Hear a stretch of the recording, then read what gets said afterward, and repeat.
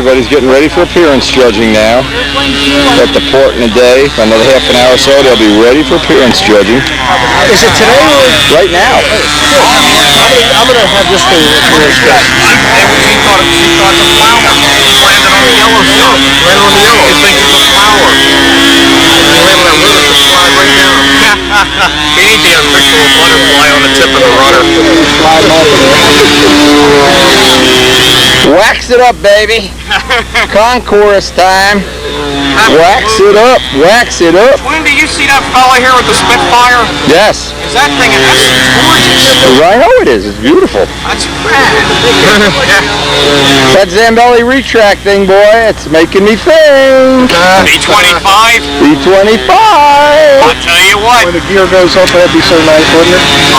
Oh man. Beautiful. It's starting to wind up in the wind. Lower the gear. Wait a minute, it's going to have 4 strokes. It's not going to wind up. You'll have to put 2 strokes on it. Yeah. Oh, I'll tell you what. I got the one Vista project on with the Sato 72. I want to stop that and go build a twin. That guy's twin. That twin is unbelievable. That's the sound alone. Man, that's nice. Oh, I know. We got to build a 3-engine bird or something. Oh, it's wax time. Everybody's waxing away. Waxing our rocket. Adam Usko had a good one off the trailer before. You know, he gets nervous when the first flight, he get needle set or something. I haven't even seen him here. Yeah, he's done another flight of him. Oh, okay. The back circle over there. I think he's all tamed down now for tomorrow. He's got to relax a little. Yeah, I know.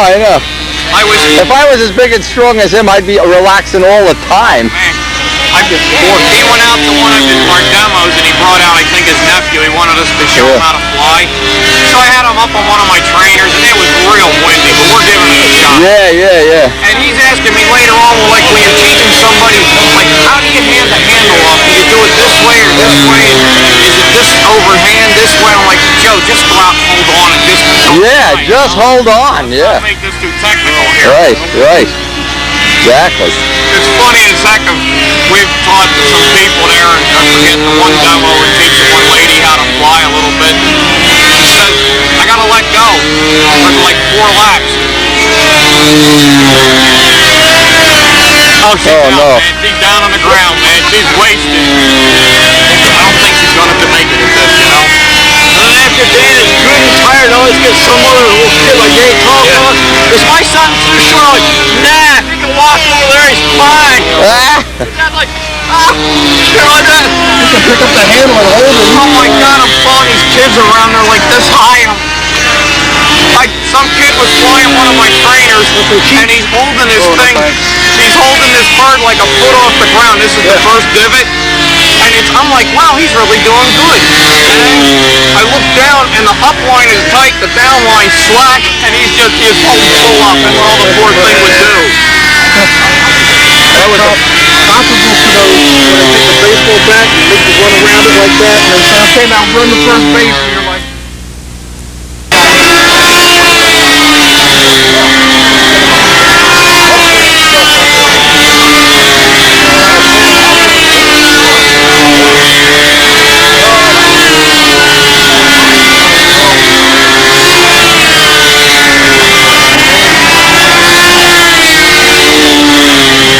Late for appearance judging too.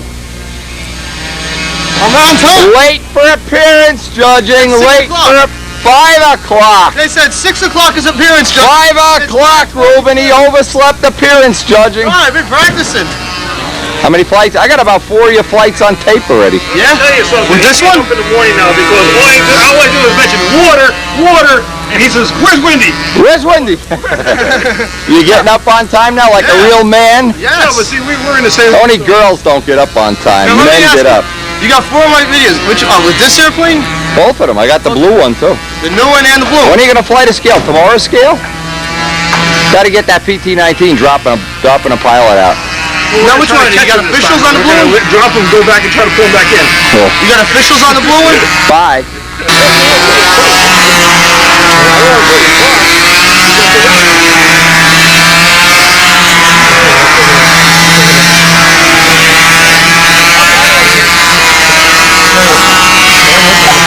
Tom McLean's F4 Phantom flying on the back circle. We got to get ready though. It's time.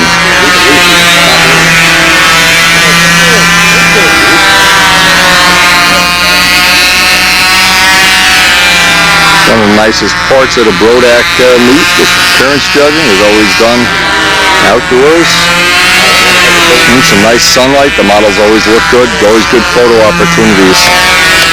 Billy Suarez's original Phantom, built and flown by Tom McLean.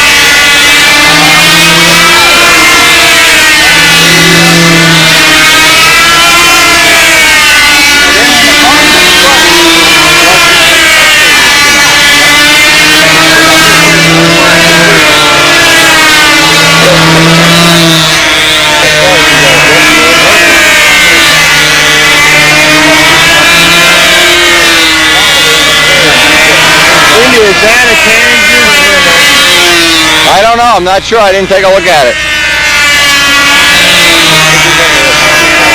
Looks like a golf cart to me.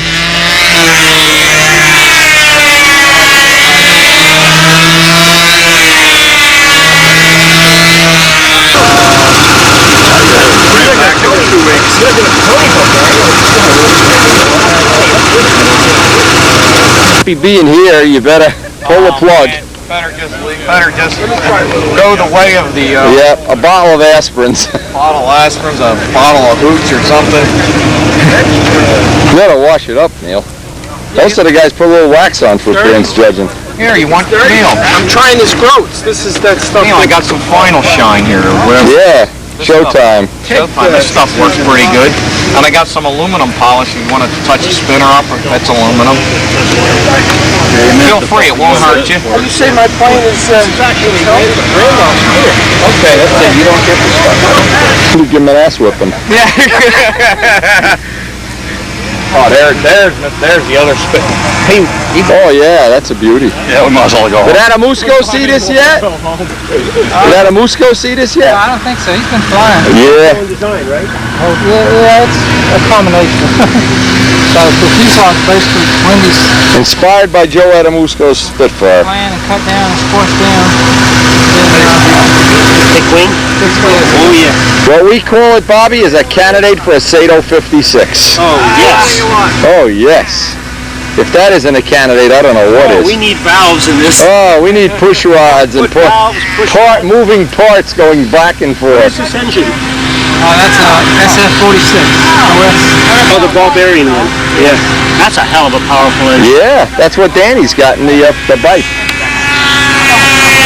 Pushy galore over there. Yeah. Waxing away. Wax it a month. Tom Dixon flying. Well, we got to try to get his demo on his tape. On one of the tapes. We missed it last year. Our apologies. This year we have 2 cameras. Fancy gold landing gear on there, Rodowski? I love them.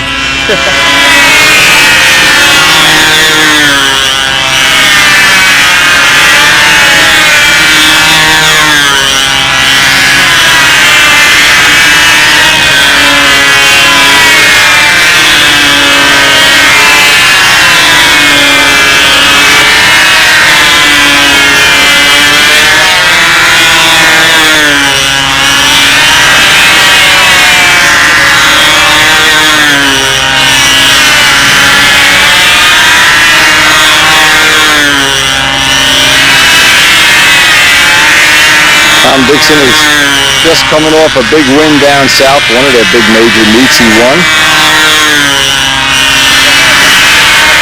Former Pampa president, one of the cottage industry suppliers for a real long time.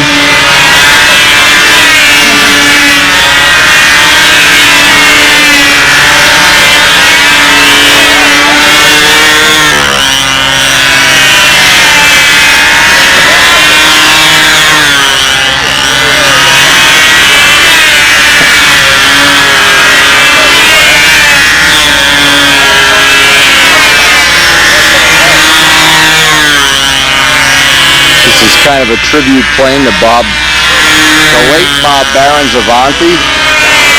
Kind of a similar paint job and cosmetic touches.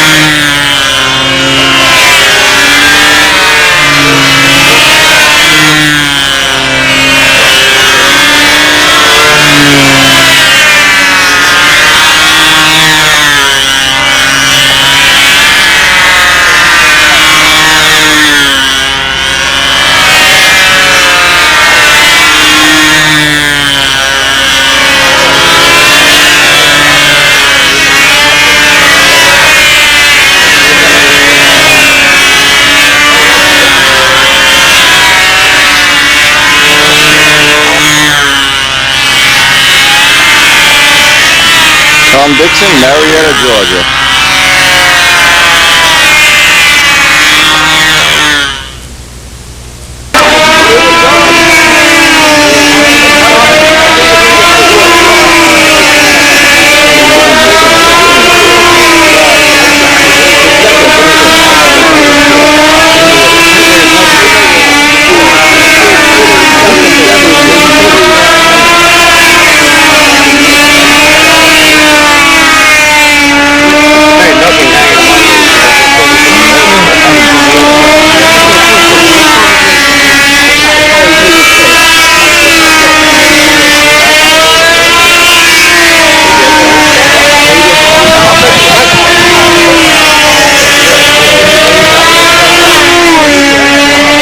We'll try to walk the road so we don't miss anybody, but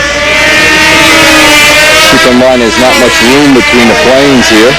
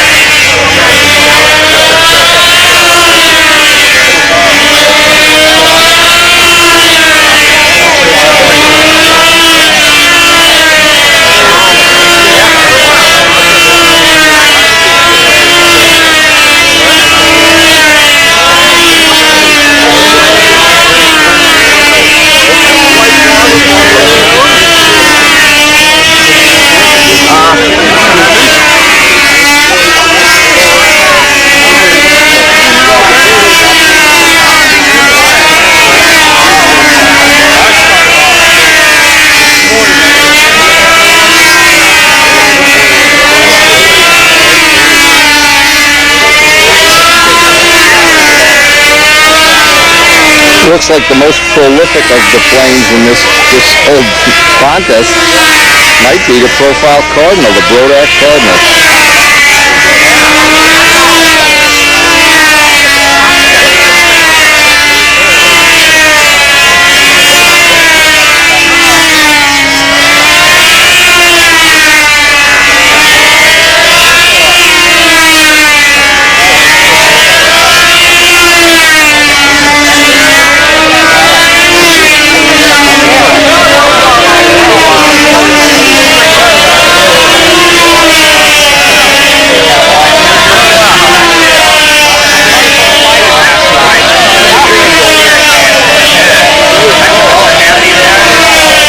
Another Cardinal, a real nice one. My personal favorite here. A real nice Oriental.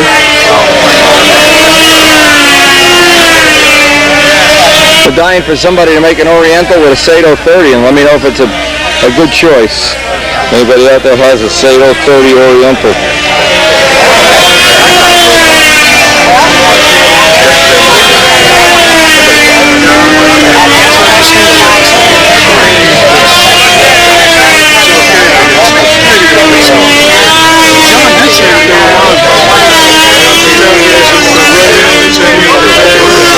Another really nice Cardinal.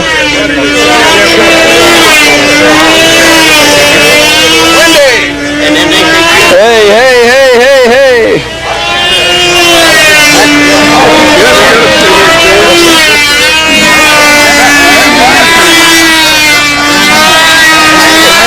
You made it, huh, Pat?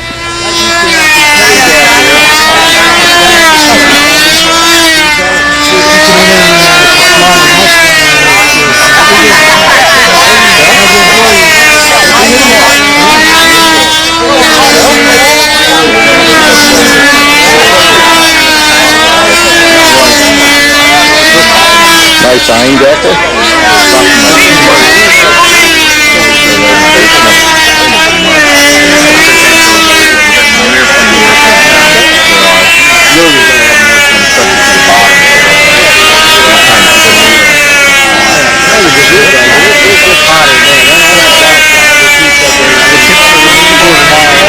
Yeah, we got the fuselage stringers on us up close.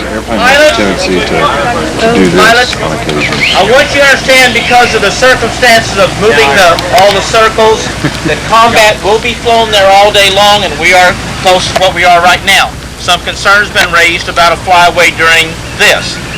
Why don't we work a compromise to where your airplanes are still going to be close to combat tomorrow? But what's the possibility we just handle the airplanes one more time and just put them over there as far as we can on Circle 3? Would that be all right with everybody? Would you feel more comfortable with that? Yep. Okay, everybody very carefully. See how easy it is? Carefully pick up your airplanes, reposition them over in. Take note of where your side. position. Just go ahead and remove the airplanes from the far side. Use the pits. Why don't we just shoot the combat flyers? Wendy, you're a tough and it's beautiful. Why don't we let the combat fly in the gully the rest of the afternoon? On concrete. All right.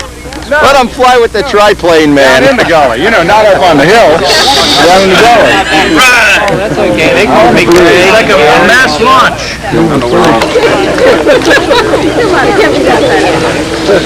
Pretty funny. Moving.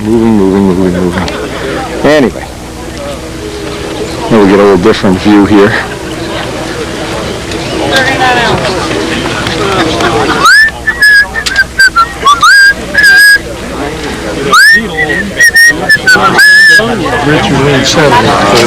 See the guy Spitfire?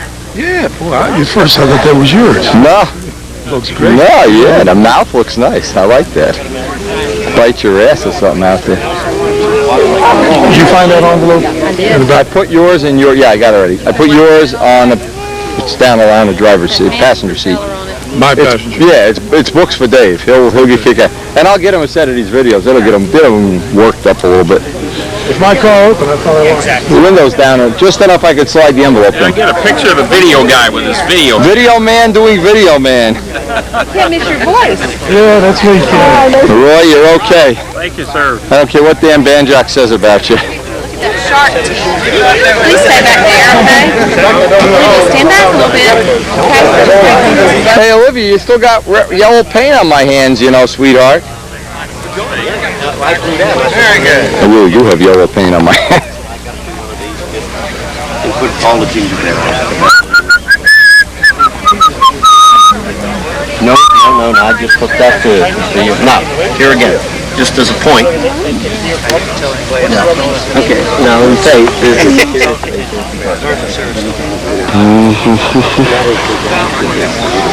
Hey, here he is.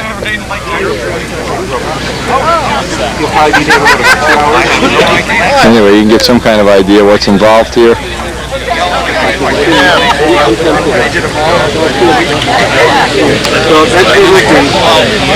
I like it much better than doing the Nationals in a enclosed area. You get to just feel more.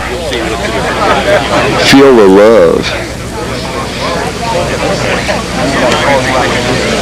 Feel the brothers. the thing of it is when you're walking around, make sure that everybody has an AMA. That's what we do. We don't break the airplanes, don't know what it is anyway. So we like with the other points they got with the AMA number. Yeah, I didn't mind it. It was garbage. You know, that was just mad bad. I gotta say, I like carving. You've got sharp tools. A little bit of time. There's a sense of satisfaction at the end of it. I carved sticks when I was a kid and cut all my fingers, so I didn't want to carve no more. So I just form it. And the same way. I won't carve it like that. Yeah, I am thinking good.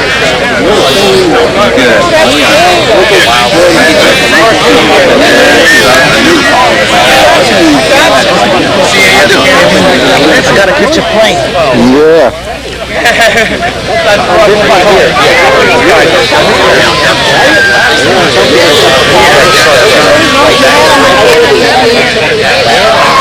Get Oh, yellow paint on Windy. That's terrible. Before you get too close to it. I can't tell you.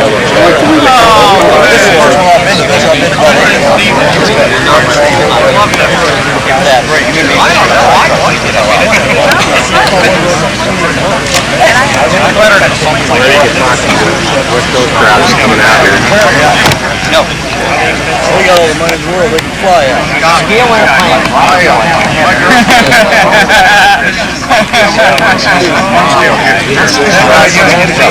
Oh, yes, they do. Yeah, but I don't know if we're going to judge that. We never judged that before, only this big one here.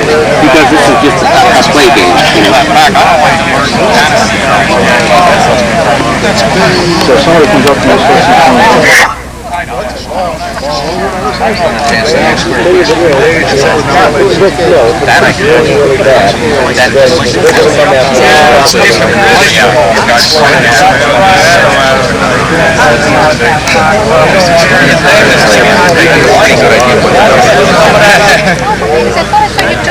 Dan, what's Wendy got? Yeah, I yes.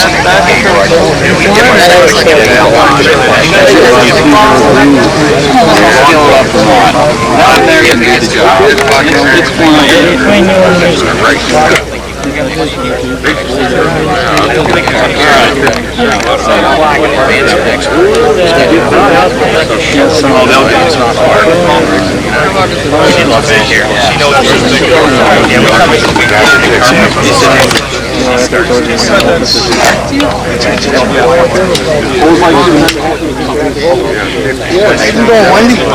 Hey, Pat. What's going on there, guy? Can't talk to you now. Okay.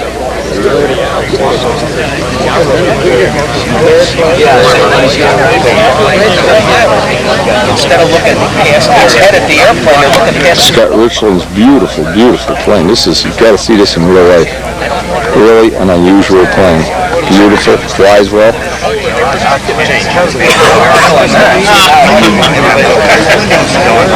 all right. We got down here.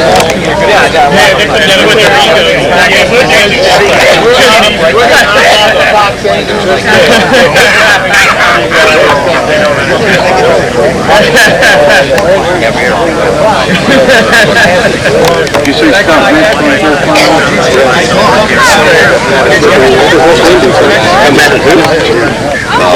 yeah, how can you not? He drives me absolutely nuts. Tom Hampshire's beautiful plane. I got Sansevia 11 modified like an air racer. I got to fly this last week. Beautiful plane. Really good performer too.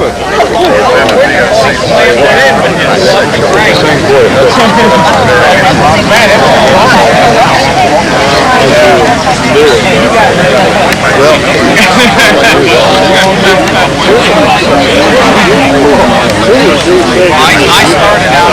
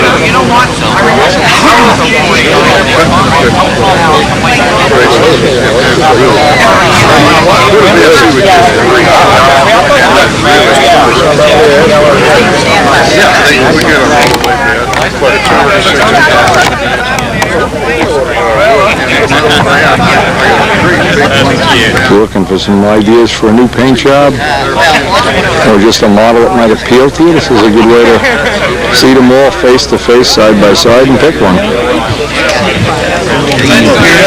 Area. don't mind if you'll be taking a beat one at a time. We'd like to invite you over here to the tent area and direct you into the shop and the garage. We're going to have some clinics for you guys. We'd like all the pilots to please step away from the airplane while our parents' questions do their work.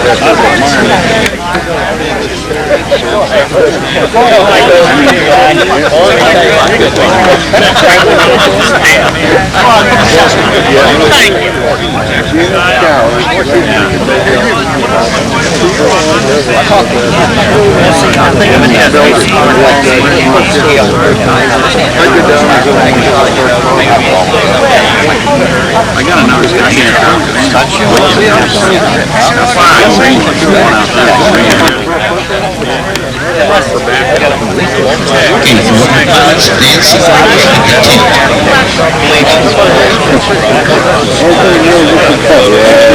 Dancing brick houses at the tent. Notice how we're all running. Brick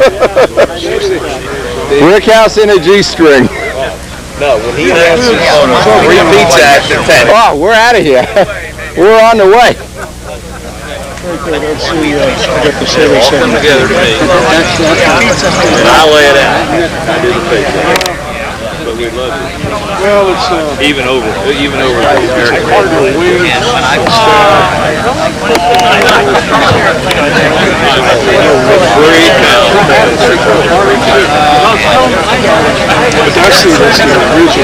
We do need the pilots to exit from the appearance point area so the babies can begin their work.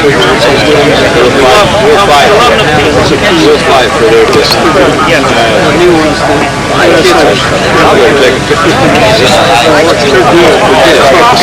hey, you want these for you personally or not? I'll get them. I don't know.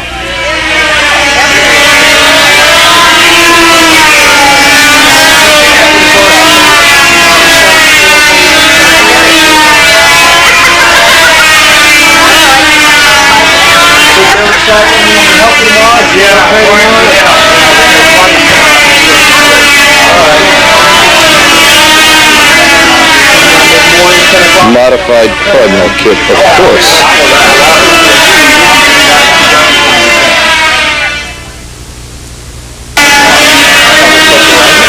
You're safe. You're gonna fly to whatever that is? You're flying Pee-wee's in here. oh, I'm safe. Pee-wee's there, you're safe. I'm safe. This is a cage. And we're worn out from flying it. But you're safe now. You can come out of hiding. All right. Check it out. Whose are these? Brookins? No, those are Walters. Walter who? Walters dads. Wow. Oh, they are nice.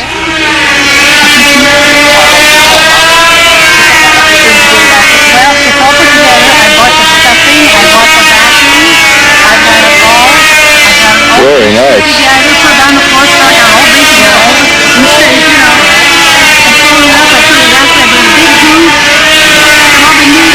The truth now, Heidi, look. As a mother who loves her children, has he been any better about getting up? Better?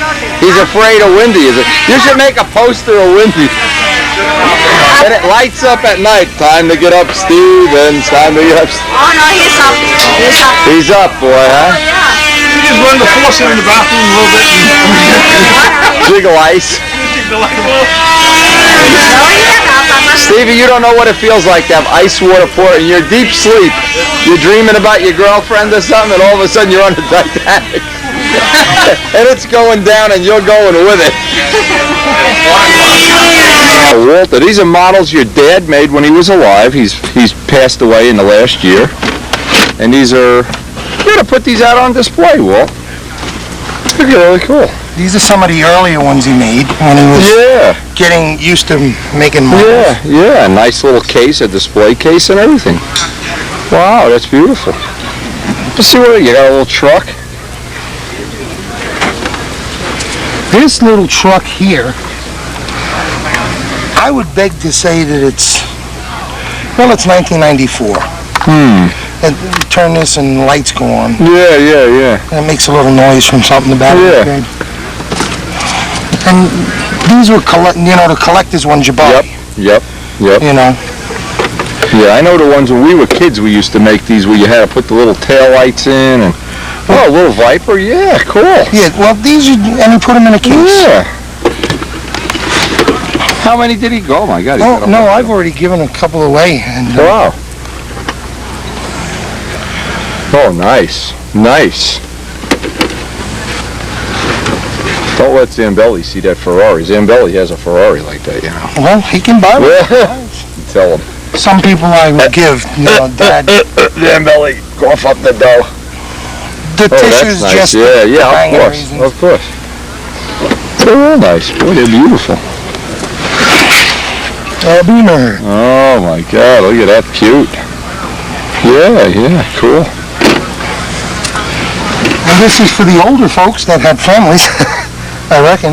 Yeah, that's right. My neighbor had one of those. And we never knew how valuable it was. He just dunked it. Gotta have it. And it's yours. All right. Let me show Ray more. They'll make him. No, you don't have to worry about dusting. I'll take it home and dust it. Let me show this to Raymore. Raymore still has one of these cars. Oh, I'll take both of them. Nah, I don't want to. No. Windy. Fine. This one will be fine. This one will be up in my collector room. This one is going to the Spitfire bedroom to a place of honor. Oh, the Fords are nice. And I have this car. Yeah. In that size at home. Oh man. Let me show this to Ray Moore. Ray Moore has this car because it's all modified. It's a hot rod. Oh man, I had one of these. The first car I ever drove, the first car I ever let the clutch up on and the car moved was this car. Mercury. Was a Mercury, a 49. Did you see that? Oh man, it was a flathead V8. Maybe it wasn't a 49, it was a 50. I don't remember, but my uncle let me drive it up and down the driveway until I wore out. Oh, look at these. Mercedes 500K. Yeah. Roadster. Why don't you ask John Brodak may have want one of these. He collects cars. I didn't know that. Oh man, he's got a ranch. What is it? An El Camino or something that Brookins is painting for him. Okay. Yeah. Awesome, Walter. Thank you. This will be in the Spitfire bedroom forever. A nice little memory to your dad. Yeah. Boy, I hope when I die, all my models go to somebody. Can I have one? Absolutely. There's about 30 of them still floating around the world. Yeah, really. When I die, Don Dixon just got one. I gave him one of the ones. Anyway, thank you very much. You're welcome. You sure you don't want the other one? No, I don't like being a hog. One. Windy, you're not a hog. One is fine. Hey. That's wild. I really did have this car, and it was black too. Now Ray Moore is sitting right over here. Ray will understand.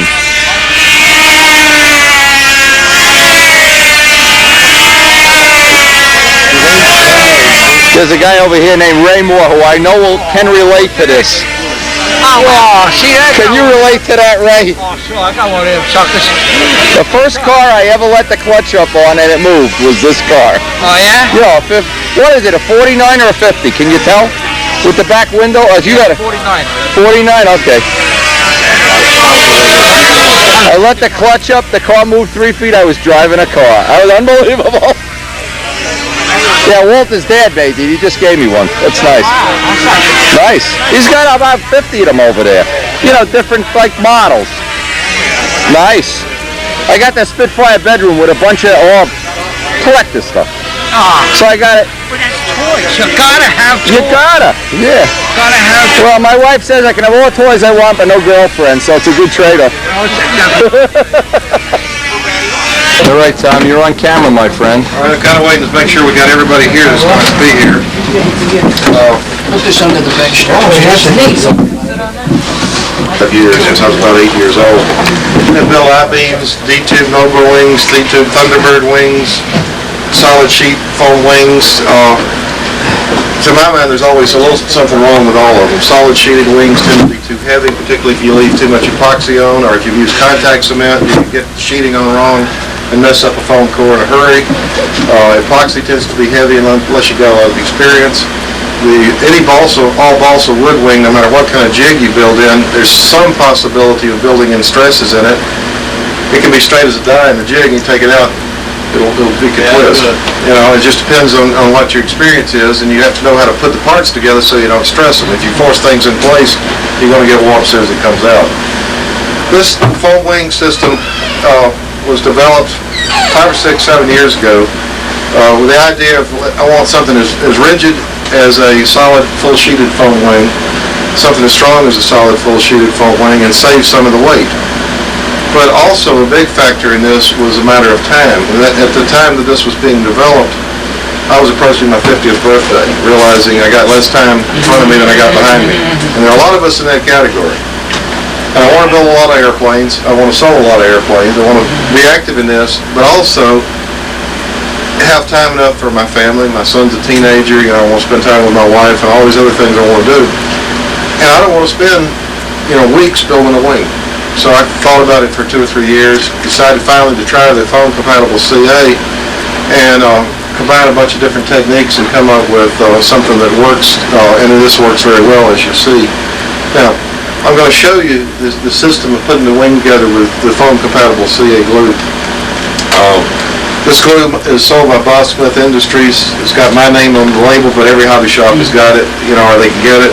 I sell it for $15 a bottle. It costs me about $9 something. The regular retail price is about $23. That's a lot of money for a bottle of glue, but if your time is worth it, then that's cheap. But let me put that whole concept on hold for a moment and talk about something I've been doing with some wings in the last 2 months. And that's the thing I wrote up in Stunt News about using aliphatic resin glue, Type-On, or any similar yellow type glue that's water-based. And ironing the wood onto the foam. And the technique was outlined at Stunt News. You basically coat wherever you want the glue to go on the foam, you tape off, paint glue on the foam. What I do is a very quick and dirty technique. Put the masking tape around, just pour glue out of the bottle all over the foam wherever you want it to go. Then I take a piece of balsa wood and act as a squeegee to squeegee the excess off over a trash can. Quick and dirty. On the wood, same thing. Slather it on there, squeegee the excess off, let it dry until it's completely dry. The foam may take a couple of hours to dry, depending on the humidity and the temperature. Balsa will dry usually in about an hour. When you first put the aliphatic glue on the big sheets of balsa, they'll curl up and twist and go all over the place. You think, my God, this is a disaster. As soon as the water begins to dry, it straightens right back out again. Not a problem. What you want if you're doing the aliphatic technique is you want the wood and the foam both covered with a thorough coat of glue, but not puddles where it's just dripping off, but you don't want to leave bare spots, dry spots in it either. All right, once the glue, the Type-On aliphatic glue is dried, what I do is I take a piece of leading edge sheeting, which I have up here, sort of pre-cut, and start, or with a trailing edge sheeting, really doesn't matter which one you start from. And I just tape it to the high point of the wing, front and rear, sort of corresponding with where the foam. You fold up one piece of wood and put the glue on it, as you'll see in a minute, and press it down against the table and just hold it for a few seconds while it goes off. We're going to take a big risk tonight. Now, you got to park some tape when you get to it.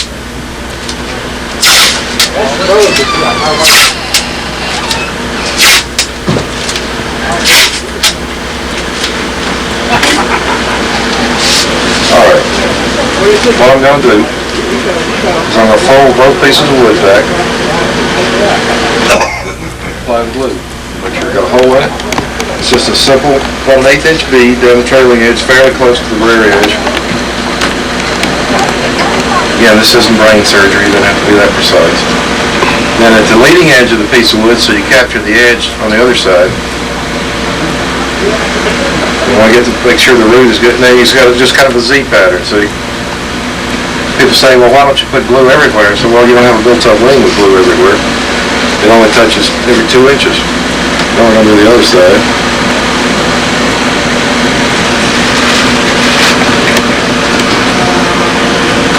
If you don't get something quite glued down, it's not really a big deal. You can always put more glue on it.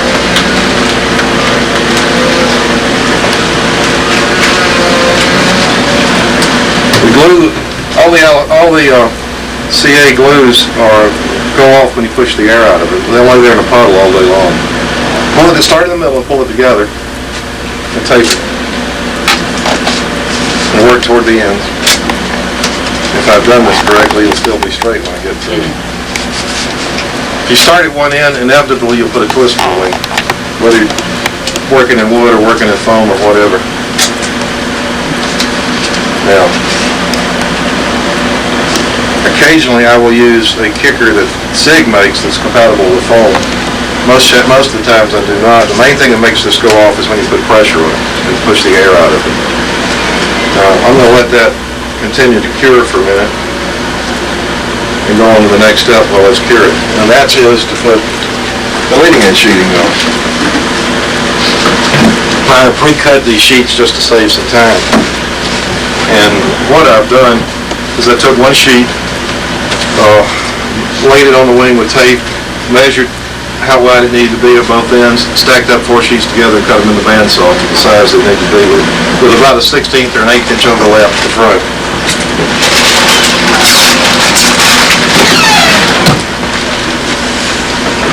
And what we're doing here is, like I explained with the aliphatic technique, is just taping it to the top point of the airfoil, basically the back of, you can see that where the foam spar is left of the wing. You want to just go all the way to the back of the spar. I'm not sure it's fair to call foam a spar, but whatever.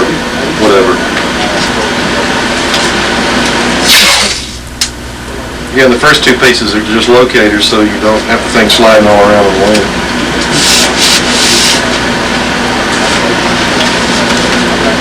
And both these pieces of wood have quarter grain on one edge, and they're more flexible on the other. I put the harder edge to the back just to be a little more load bearing, and so it can flex to go around the front a lot easier. You want fairly light wood for the leading edge sheeting. It's probably not necessary to have really light wood for the outboard wing, because you're going to put weight out there anyway, aren't you?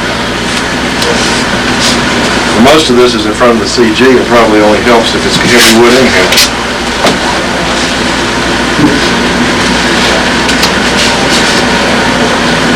Feel free, as I do this, to ask questions if you see something you don't understand. I've done this so many times, I'll sometimes skip stuff and not realize I'm skipping explanation. Alright, now, the next step is to get the wing, the wood tied to the high point of the wing adequately. And here you go about a 1/2 inch band of glue down the trailing edge of the leading edge sheeting. And I put some on the spar to make sure you got good contact there, because that's where your strength really is. And then we do the other side.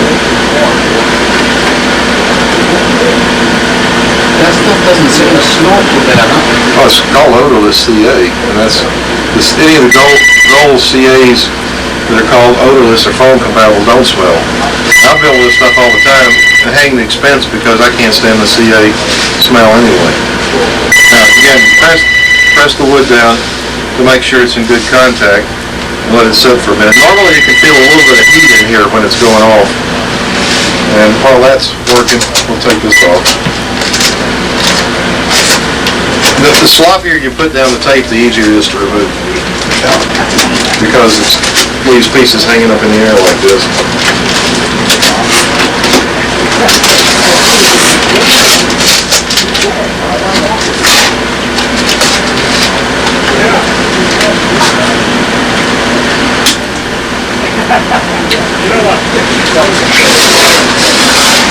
I think this is the ideal wing for somebody who's a beginner, intermediate, advanced guy on his way up that wants to build and fly a lot of airplanes. Because you build a lot of airplanes this way, especially if you cover them with film. All I'm doing here is just cleaning up the back edge of this. Back to the cap.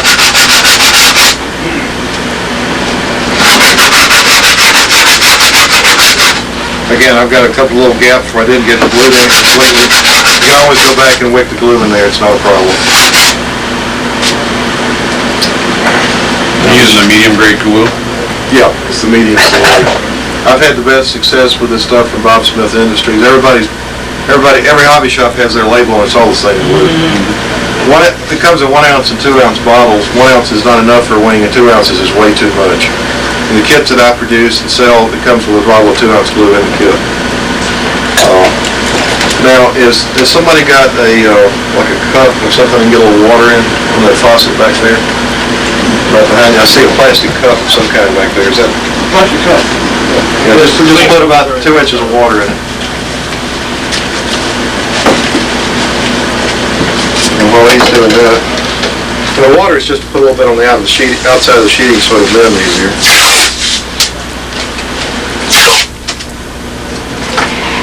This method does use a lot of tape. I would really love to know how you can recycle masking tape. You know, turn it in and get new tape or something. And I tear off 7 or 8 pieces of tape. That basically are twice the cord of the wing. Thank you. And all I'm going to do, I use a spray bottle if I'm at home, just, you know, to just wet it slightly. But I'm doing it with my fingers here because I don't have a spray bottle. Normally I'll wet this and while it's sitting there for a moment soaking, there's not a lot of water on there, just lightly touching it. You'll see it begin to bend in a minute on its own. That's when I tear the tape off.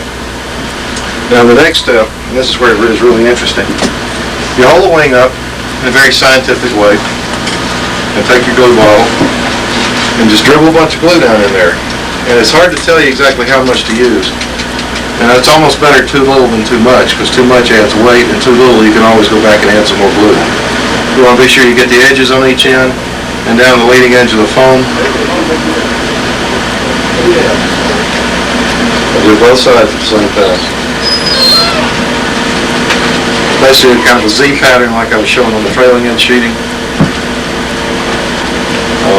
Unfortunately, this is kind of hard to get on camera and me to see what I'm doing at the same time. And then you just grab it in the middle and pull the wood down with the foam. Somebody would be handing me a piece of tape, I'd appreciate it. And just wrap it around. Every 3 or 4 inches or so.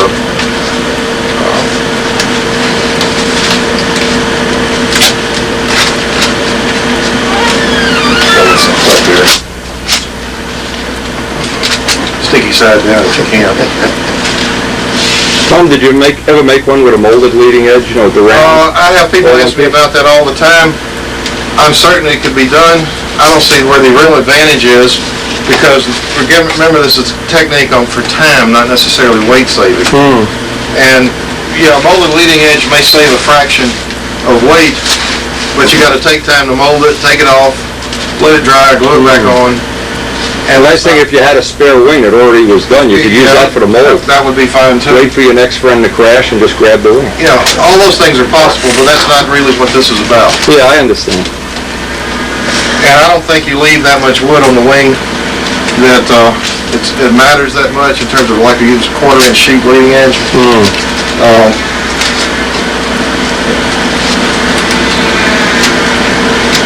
You all can't feel this, but I can feel it begin to get warm under here where the glue's beginning to go on. You always Georgia for use, guys.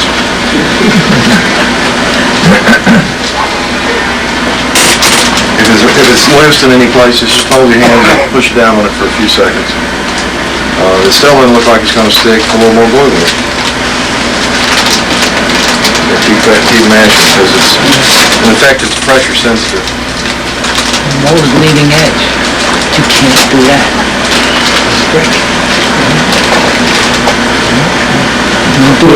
Clumsy friends. Now, at home, oftentimes what I'll do is I'll take about half the tape off of it to speed up the process and dry the water out of the wood with a heat gun. It doesn't take but a second to drip it all right back out, and when the wood dries out, it just shrinks right back down to the foam. Because when you wet the stuff, the wood expands, of course. That's how silk span works. Silk span doesn't really shrink. It expands and then shrinks back, and that's when it draws tight. Same way with wood, since it's a cellulose product.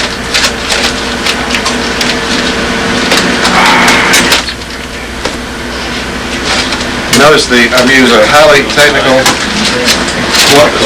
leveled with a laser workbench.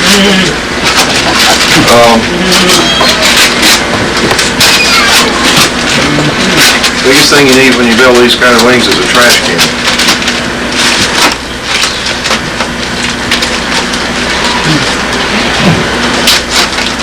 I'll have, trash cans like this full of masking tape about every week.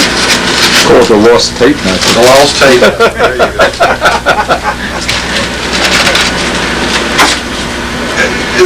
This was originally called the kept foam method, and now that's what Alan was referred to it out there as a jab against the lost foam system. Because to me, it's a little like the lost foam method is a little like killing a cow for the steaks, or killing a cow and throwing away the steaks. You got the wing already made in there, and all you're doing is using it as a guide to make ribs. And that builds a light wing, but it's time intensive, and it still has the possibility of twisting when you take it out of the trailers.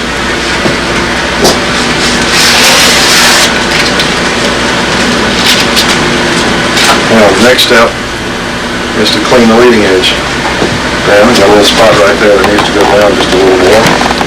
All I'm doing is just wicking a little glue in there, holding it down.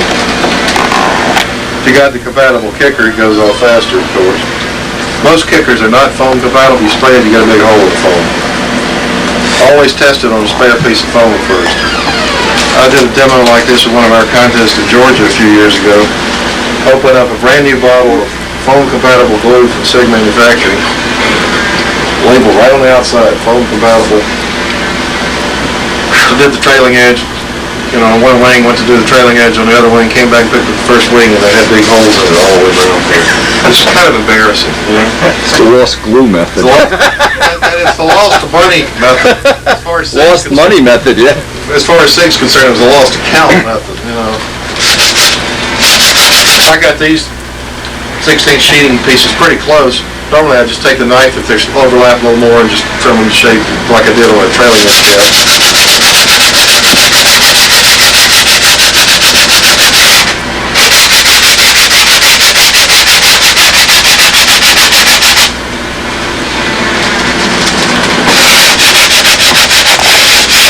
This system also is quite compatible with nearly all old-time airplanes that have a sheeted leading edge, like Barnstormer, All-American, Jameson Special, those kind of planes. One of the new things we're doing is Thunderbird and Smoothie Wing, and we'll be doing Smoothie Wings if there's demand for it.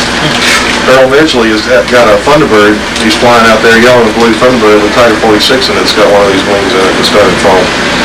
And you think about it, you can't do an elliptical wing in foam because there's no such thing as a curved straight wire. So you have to do it in two pieces, and I've got a T-Bird kit out there that illustrates how to do it. And I've also done a bunch of 60 wings, Thunderbird 60 wings. Bill Hummel in New York just bought one, Thunderbird 60 wings. The wing is cut out to the end of the flaps on the Thunderbird. That's a straight taper, just like any other straight taper wing. And then you make a separate section from here out that's another oversized straight taper. And if you order the wing from me, I've already done all this work. I glue that section on and then hand shape it to the compound curves that are in the tip. And somebody asked me today about how do you get the wood on it? Because it's curved. And well, when you wet the wood, it'll stretch and move enough. Wendy knows from molding balsa all the time. Oh, yeah. It'll curve around there with no problem at all. And it's just like doing one of these wings that's a straight taper like this. Do you ever figure how many hours it takes how many manpower hours to make one? To do... Like from a core to a... I don't know exactly. Rough idea, 1 day, 2 days? Since I don't cut the foam, I don't know how long that takes. But assuming a guy bought the cores and he wants a wing, a joined wing with the bell crank in it, would 8 hours be a fair number? Yeah, I can do that. Easily? Easily, yeah. Yeah, I've sold a number of them already covered with Ultracoat or covered with polyspan, just two halves, they're in the box, you take it out, you glue it together, yeah. With tape, and the control's already in it. And I'd like to do more of that. I can't ship the wing fully joined because nobody will take a wing that long without charging a huge amount of money, but if you can glue two sticks together at all, you can glue the two wing halves together when you get it. And it's shipped in a box just like this, of course. Now, a lot of people would put masking tape on the leading edge sheeting to protect it when you're carving and sanding. I don't. It's one more thing to save time. If you're hesitant at all, afraid you're going to take big gouges out of it, put the tape down to protect yourself.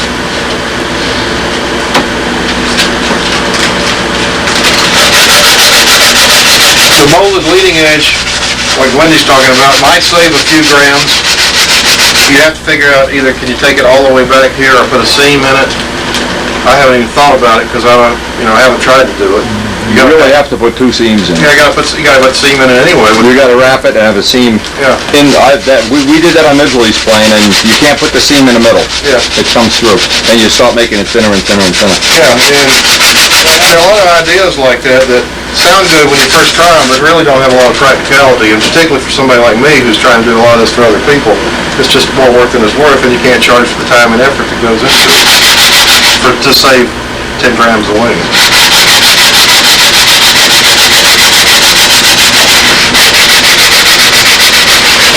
can see what I'm doing.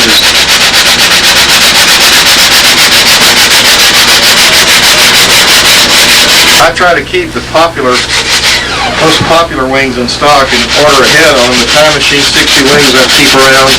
The Time Machine 40 size wings I keep around. And then both are derivatives of Jim Greenaway's Pattern Masters. Pattern Master Aerodynamics, just made smaller, lighter, and easier to build.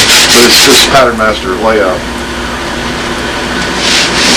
We can call you on the phone and order a 40 size wing. Yeah. Or you can get one out of the back of the car right now and save $10 on the shipping. In Lou's income bracket, that's not a factor. You see how he didn't put his finger there? I don't want to cut my Well, you charge for 40 size wing. All the foam wings, because the labor is the same whether it's a little wing or a big wing, are $45 plus the shipping. And I charge $10 to ship it because a box like this costs me almost $4 a box, and it takes about $6 to mail it. If you're buying a kit, then the box is absorbed in the overall kit cost. But if you're doing this, and since I got to buy boxes and I got to pay the post office, I got to charge it somehow. I don't make anything on the shipping, but I sure don't want to lose any. But the wing for $45 is plain like that. Oh, no. The $45 is bare foam. It's just the foam. Yeah. Okay. Yeah. I'll do a wing like this for $50 additional charge. I'll take it up to the stage that you saw that other wing. And that's the most foolproof method to do it, is buy one over the plane. So if you got a wing like that, whether it's a 40 size or 60 size with no landing gear in it, $95. Yeah.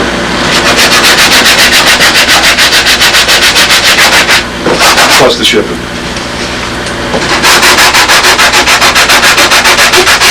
All I did was just rough trim the wing here with the knife and squaring up this end of it with the sanding block since I happen to be here.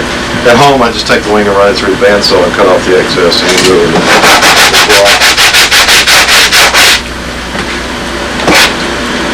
Now, the center section sheeting, I did one piece a while ago just to get a little ahead of the game. What I try to do is go out the length of the spar, which is nominally 9 inches. True up your edges to mate them as best you can. Go out 9 inches, which is the length of the spar, which is the outer edge of the sheeting. I want to see either a curve or an angle cut. I don't want to see a straight cut, particularly on a large airplane, because you get a stress riser right there, and if it's going to break, that's where it's going to break. If you make it curve, you're spreading the loads out a little bit.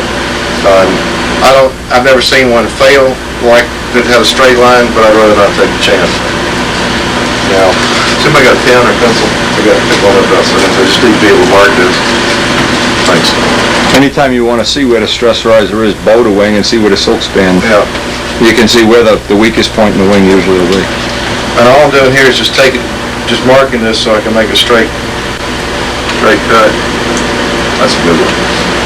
No wonder you gave it away. That's a Woolard silver pen. It's working now. That's a Moselle special. My pens work. Boy, Lou, they're giving you a hard time. These guys are sassy. I'm glad I don't hang around with them. No, you're not. That sounds sassy? No, you're not. All right, and this is a SIG order straight edge. They sell these for $2 or $3, something like that. Brodak has them. It's a very handy thing to have around to make straight cuts. What is that for? Oh, $2, $3, $4, something like that. I went to an instrument store or whatever, I don't know what you call it, but a precision instrument store, and priced a straight edge, a 4-foot straight edge, they wanted $400. I'm not sure SIGs are that precise, but they're good enough for us. But that straight edge is worth $400.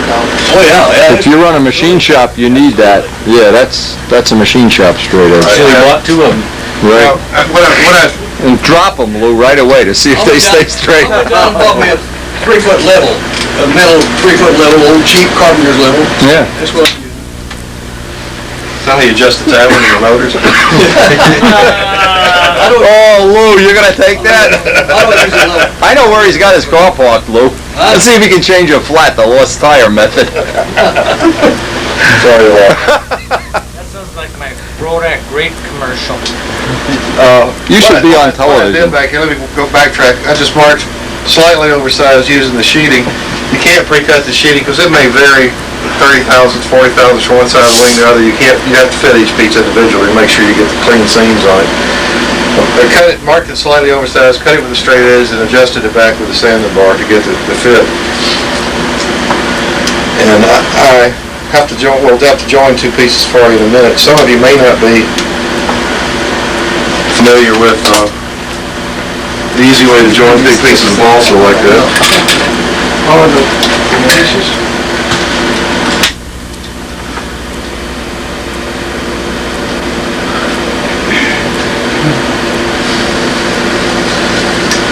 Do you have a video you sell about this technique? No, you're it. Yeah, you can sell these or give them away when you... You know, I don't have a video system, so that's why I've never done it before. I mean, anybody that didn't see this demo, it would be handy, even if they send you the tape back. That's fine, sure. Yeah, Oh, I'll get you a copy of all it. right. Again, just cut the angle cut. It's 9 inches here, 5 inches at the back. That's just arbitrary figures that seemed about right to me. I never had one screw up because of it, so I stick with the figures. I just put the hole in, especially on the edges. A big old loopy pattern in the middle. You know, not That's really. handy. Now we got this guy's ass on it. I got to squeeze my knee down there too. He's getting lucky. Tell us when it gets hot.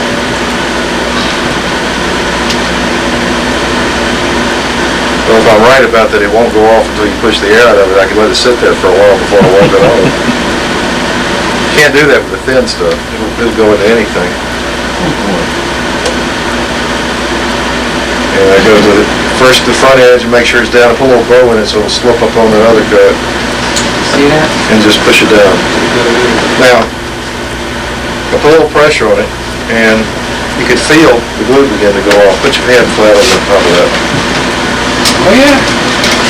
Right here. If you want to, you can use kicker to do the outer seams to make sure they're down and stuck. Just make sure it's a foam compatible kicker if you're not aiming in the right direction. What also you can do is you can actually sand it a little early and the dust will make it go off in the cracks.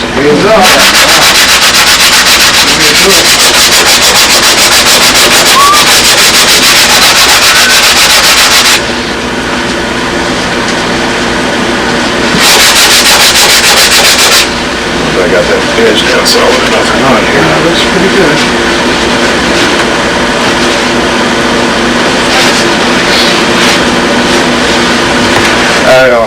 You might think, well, gee, you know, this guy's screwing up, he's making these mistakes and everything else.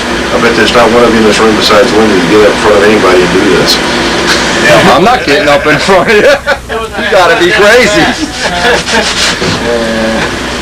I'm not even sure about Wendy because he can always stop the camera and do it over on all those videos. No, I don't do that. I don't do that. All right, got this side done. Now I'm going to take 2 other pieces of wood if I can make sure I've got one's long enough here. I did this earlier. Put a wing mounted gear on that, just You have to go back and put clips in here to hold the wing blocks in, just like you would in a built-up balsa wing. And you run it back to the spar, then you just trim the foam to fit, put it all back together, and then cover it as usual. What do you mean by clips? They're plywood half ribs that run from the plywood spar to the leading edge of the wing. So that if you got sheeting attached to the plywood ribs, you have to remember on the inboard wing to put holes in them for the lead up. And then you got the slotted block that holds the landing gear. I use a maple end block to take the stress forces with the grain going this way, so the bent wire won't rip it apart. It takes more time to do that than it takes to sheet the wing. And I really recommend that people buy large Carbon fiber gear from Wendy. great opportunity there. One hand washes the other. This wing is going to have a piece of 8-inch wood on it instead of 9-inch wood here. Because that's the best we got left to work with here. 8 1/4. We're going to live with 8 1/4 on this. I don't think this wing's going to fail because one piece of wood's half-inch shorter. Now, for joining sheet balsa, this is a handy technique that some of you may not have seen possible. We're going to glue down the edge. Push it together. Hit it with a kicker. Take the tape off. Now you just got that glue on your finger? Yeah, I got tape all over my fingers too, and it's done. And the glue fills up any minor irregularities in it. The tape side is always going to be the smoother side because you get a bunch of glue on one side where it's a little bumpy and so forth. And the tape side is always smoother, but some glue always seeps through. I don't worry about that. It's going to get sanded out when you put it on the foam anyway. Then we need to mark this one again. True up the edge.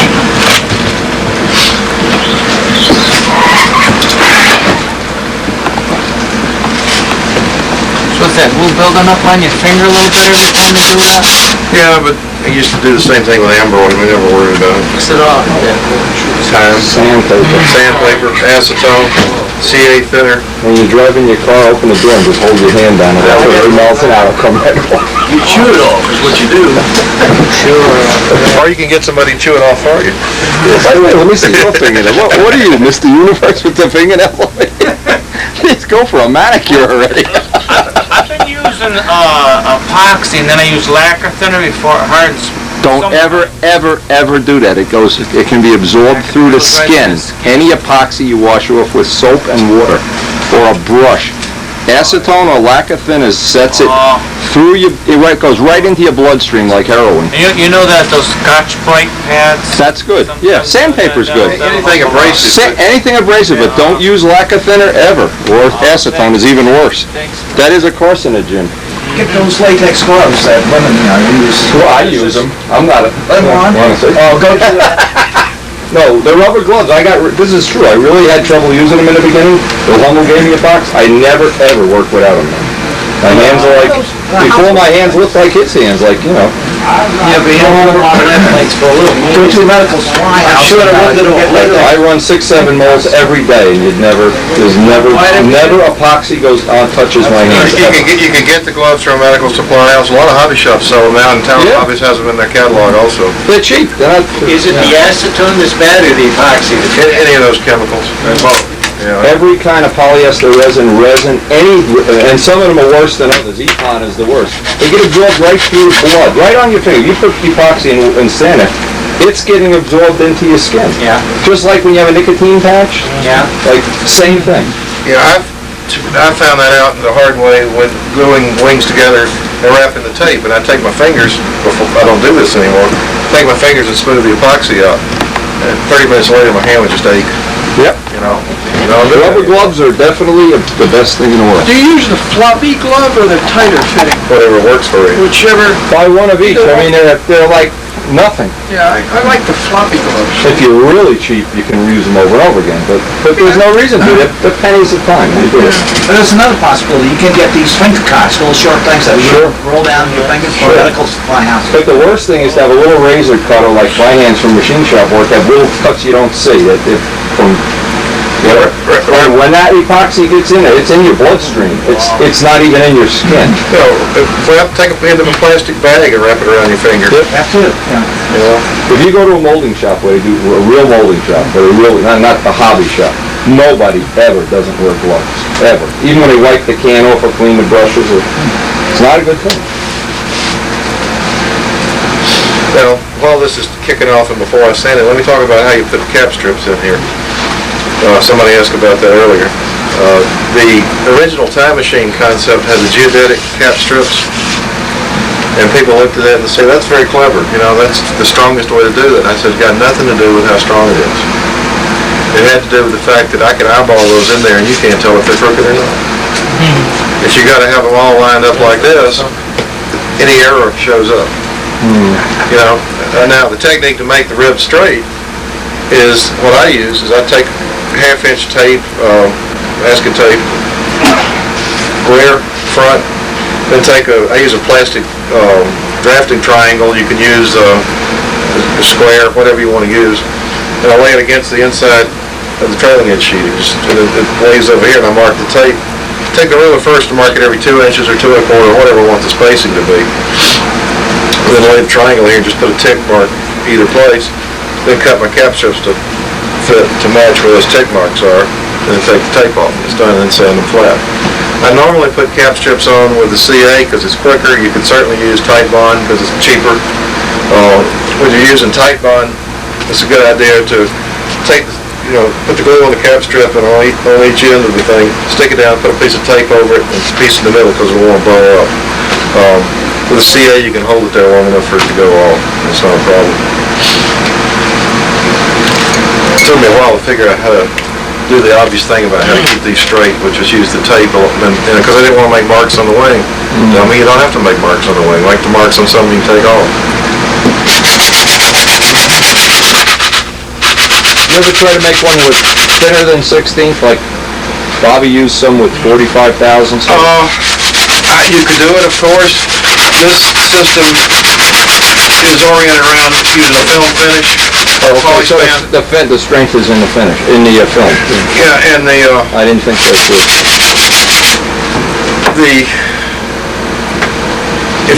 You can't really cover a wing like this, or at least I don't know a technique to cover a wing like this successfully in silk span. You might have a mess on your hands.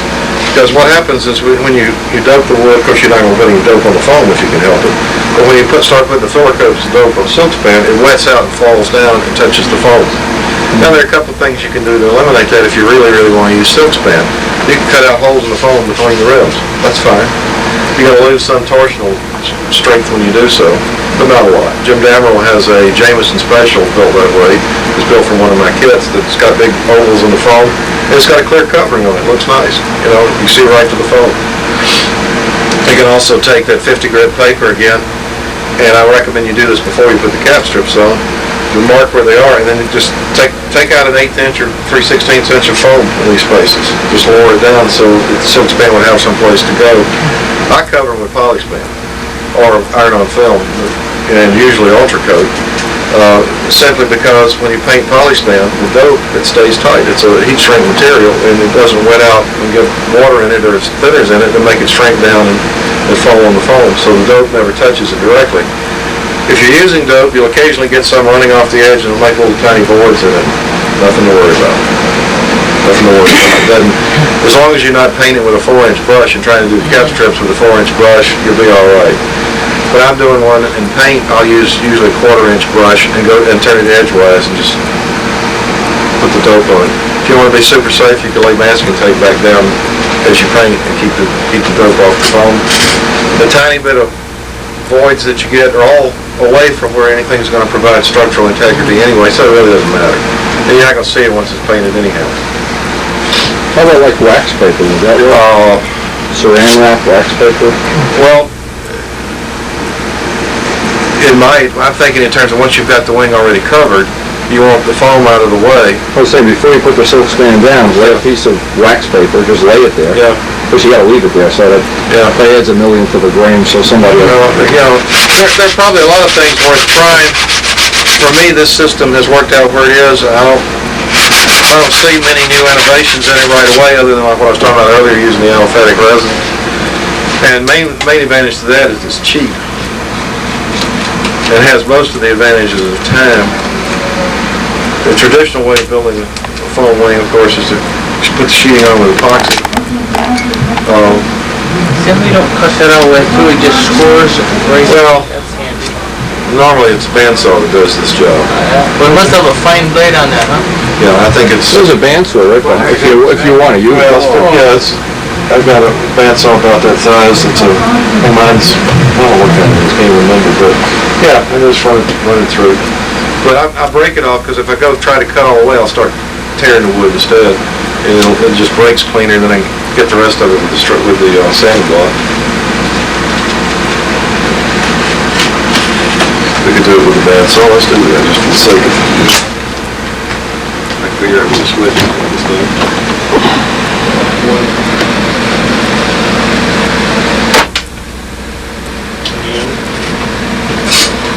Push off the wall. Are you having fun, good guy? Oh yeah. Okay, yes, you should. First we gotta get it for a clear wind.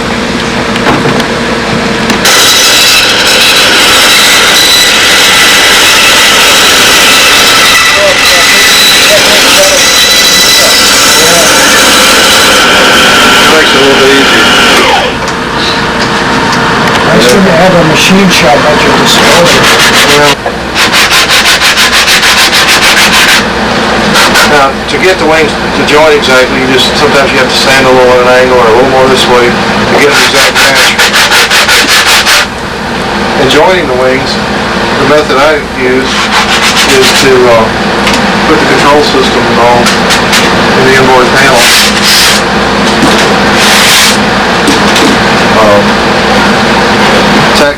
I use an 1/8" music wire pivot. The bell crank hangs in the middle. I just tack it in place with 5-minute epoxy.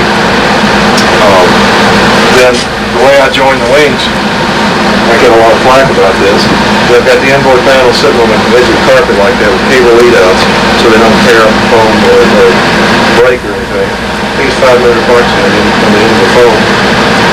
Take the other panel. Once I've got it as straight as I think it's going to be, take the other panel.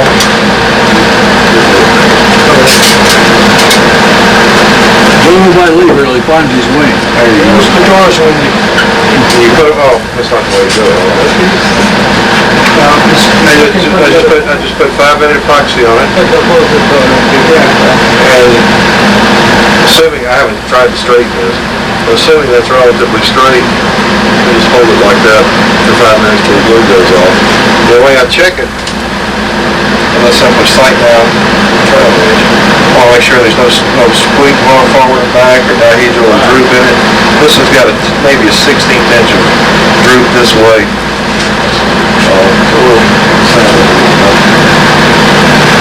I usually start out not caring which is the inboard and outboard panel. When I get to the stage, I'll weigh them and the heavy one goes up. There's any difference at all. It helps when you put the 5-minute glue on it. Once you get it straight this way, put a straight pin in the front and rear. All it does is just keep it from twisting while the glue sits. It's pretty straight. If anybody wants to come over here and take a look at this, you can see. Anybody can stand there and hold this for 5 minutes. Well, if you're tall enough to see it. And I guarantee it's going to come out as flat as if you had it on the table, in the cradles. And talking to somebody the other night that said they go around and check it every 6 inches and level it and put playing cards under the foam. And, well, I've already built 3 wings while you're leveling the thing in the cradles. Once you get the 2 halves joined, you wrap it with 2-inch wide glass cloth tape. I use the SIG tape that comes, I guess it comes about 5 foot lengths or 6 foot lengths, something like that. In that case, I don't use 5-minute epoxy. I use a slow curing epoxy in a good grade. And oftentimes I'll heat it gently with a heat gun and allow the excess to run off. Saves a little weight and also allows it to penetrate the wood and make a really strong bond. It's not just laying on top of the wood, it's bonded into the wood directly at that point.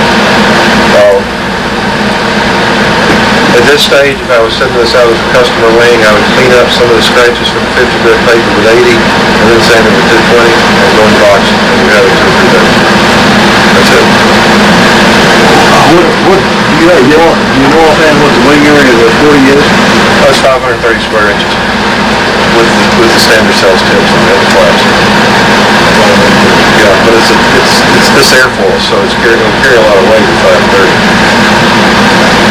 Okay, we're going to start about 5 minutes on 8. About 8, so Where's he gonna do it, outside? I'm finished. Just want to take a chance if anybody else has any other questions, and we can do it in 5 minutes. On the bell crank, I've never done a phone one before. Where do you put all the reinforcement? Okay, good question. I just tack it in the foam with a 5-minute glue with the steel rod sticking out top and bottom of the wing. And I wrap the glass cloth around. I just punch a hole in the glass cloth as I go and work it down over the bell crank rod. Wrap it around and let it dry. I don't put the I use 2 pieces of 1/8-inch plywood, probably 16 will do, about an inch wide. That once the wing is in the fuselage, I fit those over the wire so they fit between fuselage sides. The doublers go back far enough that it all ties them together. The plywood is actually on the outside of the glass cloth, but that's not a problem.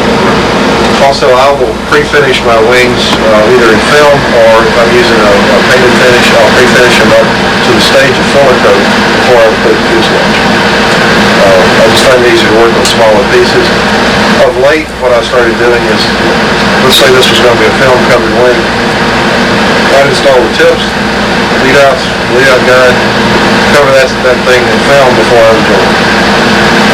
Same way we built up, because we had to shove them to customers that way. It's much easier to work on smaller pieces than have this thing moving all around down in there.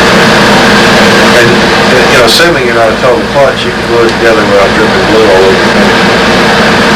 If you're a total clutch, then you don't have to do it. Any other questions? This also works on foam wings that other people cut, but I don't like it. We'll erase that out of the tape. I don't have any more catalogs or my business cards, but I have my ad in Hamilton Stud News every month. What's your phone number? Phone number is area code 770-973-9238. I'll answer the phone if I'm there until about 9:30 at night. I've got a wife and family, and that's important stuff, and I don't want to interrupt it, but just occasionally. If I'm not there, the phone will go to answering machine after 4 rings. If you don't want to leave a message, hang out before 4 rings. You can also fax me the same number, and as soon as the answering machine starts answering, you hit the fax send button and send your fax and say that remember to take what let's get the message. Website address? Website address? It's a long URL. It's too hard for anybody to write down, and I don't see anybody having to write it down with. But it's in the thing. It's in the pamphlet. Okay. All this information is in the website. I take Visa, MasterCard, cash, checks, all that stuff. I actually prefer cash for lots of reasons. Really? What a surprise! What a surprise! Wow. Yeah, a very large purchase of cash. We can work out some substantial. Yeah, the cartel will be contacting you soon. One thing about the glue, it seems to me that when you have a drop of glue sitting there, People might not see it, people that haven't seen it. is trying to dry, but the solvents on the inside. You can get this right from Tom Dixon, I believe. Are re-wetting the outside. I missed the first half of this with, well, I just want to make sure you get this information. It seems to me like when you spread it out, you put it together, it spreads it out. So then it's so thin that there's no solvent on the inside of it that keep it moistened so it dries by the ear. No, it doesn't air dry. It dries in the absence of air. So that if you put a little skim coat on top of a thin skim coat on top of something with the air there, because when it's thin, so there's no other solvents to keep it moist, it dries. Just a thin skim coat in the atmosphere. Yeah, well, what happens is that underneath is protected from the air by the layer that's above it, even in a thin coat, and it begins to cure from falling away. But it doesn't air dry, it cures in the absence of air. Like in the bottom, it doesn't cure in the bottom? Because it's air in the bottom. Believe the top is air in here. That's how you pay. There's air in the wood. No, but not that much. And it is a technical question that has no relevance to what we're doing. Yeah, I was just curiosity. I'm fascinated by how far upstream can you see the tides change. I don't know. Does anybody have that information? It's one of these things every time I go to the beach and say, there's tide here, there's not there. Where does it change? Any other questions? Yeah, are pigeons the only animals born full size? Do what? Are pigeons the only animals born full size? I suspect that's true. You've never seen a baby pigeon, huh? Thanks a lot, Tom. Thank you, good demo. Back out at the field, Jose Modesto. Looks like Jose. Or Michael Jordan, one or the other. All right. Crash repairs going on over here.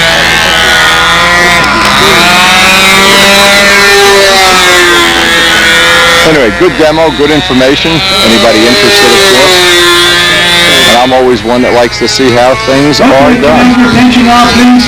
We're going to start our paint talk with Bob Brodak. Just about 1 minute. So come into the main tent. Thank you.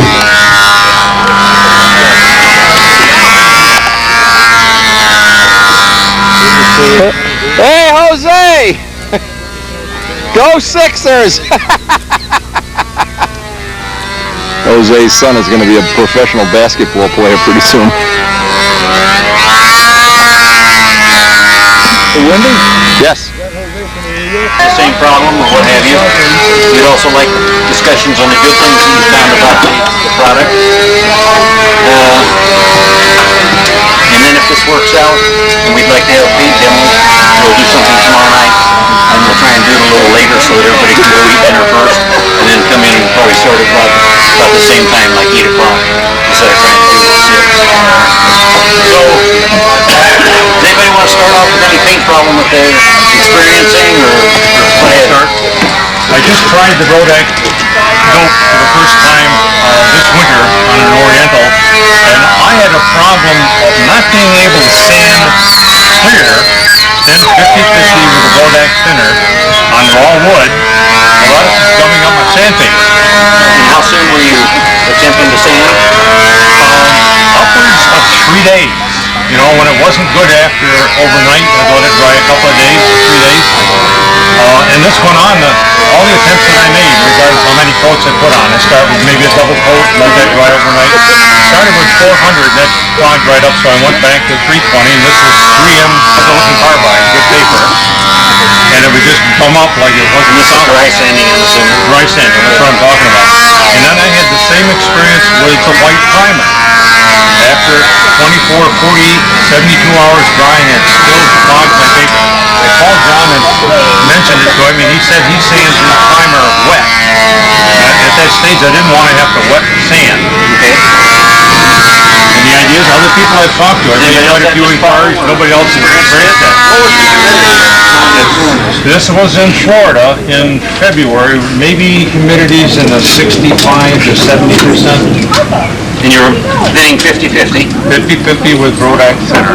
And how many coats were you putting on, and what length of time between the coats? With the raw wood, I'd probably start off with a double coat, and generally let it dry 24 hours before I go on with additional coats.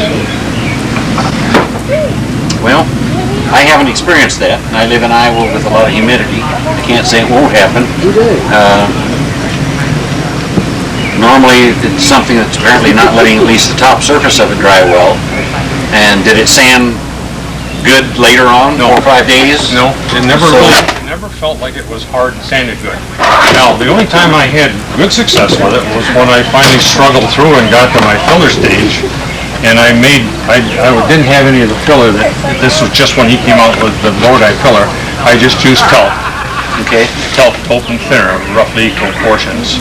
And then that would sand and powder off nice like I was expecting. But you've used his primer also? And that clogged sandpaper. Okay. And with extended then drying. you put the talc and stuff over the top of it because you were having problems with the primer, because that's normally the primer is the... I forgot the exact sequence there, and I was working with different test pieces and things. And I wouldn't have put the talc over the primer. I think I would have done 2 different things. Tried the primer here and tried the talc and dope here. So then did you get a good finished product after you were done, even though you had trouble sanding the primer to clear to begin with? It's just, I expected it to powder up nice. That's what I'm looking for. That's all I've ever experienced. And it just wasn't good. Wendy, do you have anything you can add? Yeah, I got a great idea. If John will go in the shop and go get me some clear and some thinner and a piece of wood and a brush. Good idea. I'll show you how I finish a plane. I mean, that's all I can do. I certainly don't have any magic. That what you're describing, 2 or 3 other people have told me similar things, But we've never really come to the conclusion, because I can't see what they're doing. But obviously what's happening is they're trapping thinner, or the material, I would guess, is going on too thick in the very beginning, or the wood had a lot of moisture in it, which I'm from Florida, so... and I'd like, that's one I'd like to know. Now, I know George Anderson, who's the head... Feed up again. It should open a bit, but I don't know how well it does that. And I would even hang parts like the control surfaces hanging in the window in the sunlight. So they would get And they still wouldn't... But that's what's the problem. That's the problem. What happens when you put things in the sun, for anybody who doesn't know, you create a skin on top, from which the thinner can't bleed out. It's like blowing air on it. If you take a hair dryer and try to hair dryer dope. Well, normally I would let the glue dry at atmospheric temperature. The dope would dry up nice. And after 2 hours I'd roll it out in the sun. I know, when they said when they're create a skin, any kind of paint that you have, you don't take your paint gun and blow air over the top of it, because that does blow the top skin and it skins out trapped solids, and that causes a lot of problems. And the way you can tell if you have trapped solids in your paint a lot of times, later on when you put your finish on, you just see all kinds of little bitty pinhole type bubbles, and that's where your solvents are starting to come up. If this is obvious that you have trapped moisture solvent, shouldn't it come out in 3 hours? No, I'll answer that for you. No, when it's mush, it's always mush. Okay, it's got to dry somewhere. If you have also it's going to go on the inside, I would think. Bill? You know what happened to me? Something very similar to that happened to me. What happened is I put my first coat of dope down. I think I didn't wait long enough before I put the second coat on it. And then I let it air dry, right, for a couple of days. But the idea was, I found out later that when I had to sand it, they pulled right up off the wood. Okay. So what happened was, is that the first layer never had a chance to dry before it was like half dry. And then I put the other coat on. So it was like jello. It looked like jello, and when I started sanding, it pulled right up off the wood. And then I looked at it, and the stuff that was coming off the wood was like jello. The same thing will happen with the primer.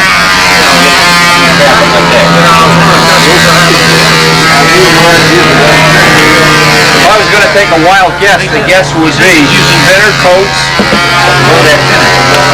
coats, period. So each one dry before you put the next one on. Yeah, and don't paint too close to the, if you're using a paint gun, don't get too close to the substrate, because you need to let the solvents get out of the paint before it hits also. Well, I mean, a lot of people right now, that's almost dry to the touch, would be putting on another coat. Is that about how dry you've had it, or? Yeah, on raw wood, if it's just soaked right in like this. Yeah, first coat. I put on a second coat. Second coat will take a half hour to dry. I'd let it go 24 hours. Okay. It's certainly better to go longer. It's better to let the solvent evaporate. But that skinning thing, here's a good example if you want to make a test. Take a piece of wood, take saran wrap and lay it on top, because that's what's happening. All lacquer, nail polish especially, when it dries, what am I, I'm backwards now. It dries from the outside in or the inside out? Outside in. Okay, so once it skins, right, you're in trouble. You're in trouble. You're basically, and it's waterproof. You can turn it over and make a boat out of it. The only other place it has to go is inside the wing. I've only worked from 2 samples of clear dope. I've had 2 quarts. That's what I've worked for. Is there a possibility I had some bad material? That if I just buy some fresh stock, which I will try before I go home, I'll buy some more and try it. There's always you can buy this can, I know that. If this works, I'll buy it. This has been tested. Well, while you're doing that, we'll go ahead and take some more steps. This looks perfectly normal here, but if I let this thing go for 8 hours, if I put on second coat and back in the morning, sand it, Pigment in the silver coat is so heavy. It's You try to sand as much off as you can, but you're really adding weight. Really is pushing the envelope. Is there something else other than silver coat that you can put on a... No, but I don't expect it in 10 minutes. No, that's just me. it's not ball. I can tell right away it's not balling up. I even got some of the no-fill sandpaper, that kind of white stuff. Clear on my wood and stuff. Didn't help much. Sanded it very lightly on my I use just regular 3M. It's what I don't know how much smoother than that a person would want to Because it's not the smoothest I'm concerned about. The fact that it just gets all gummed up. And then it's, Let me see how you sand though. I know you know how to sand. It's not a... Because sometimes I can, it's wet up here. I put too much in. Down in the green, There's nothing there that I would say. I'll go and I'll put another coat or two or clear on and I'll look at it. But that's basically already powder and oil. More filling, I go back with the primer. And once I get done with that, then I start my base coat. And a lot of people base coats are plain either silver or white or whatever. Since I started using Brodak, I do a lot of white because the yellow works better over it, and the red works better. It makes it brighter and it covers faster. So does the white have less pigment in it than the silver and it's lighter? Oh, yeah, it'd be a lot lighter than the silver. It's a metallic. Ronald here has a new airplane that painted. He thought that he had painting purple, but he was painting candy purple, and was unaware of that. Camera on Bob here. He had a question for me because he had painted purple and painted lettering on it in yellow. And then he put the clear over it, and once the clear went onto it, it changed into orange. Well, the reason that happened was his base was purple, and he had not sealed the purple with clear before he did any lettering work. And right, the red pigment in the purple came up and started turning the yellow orange. Now it looks beautiful. Nobody knows that it was a mistake, probably.